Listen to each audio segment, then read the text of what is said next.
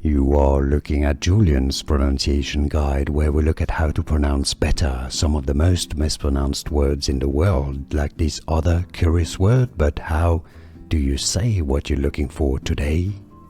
Buongiorno. We are looking at how to pronounce this name of Italian origin. We'll be looking at how to say it in English as well.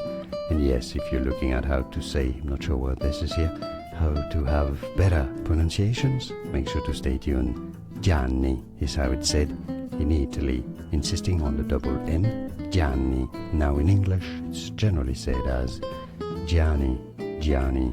It's easy, and now you know. More videos for you here to learn more.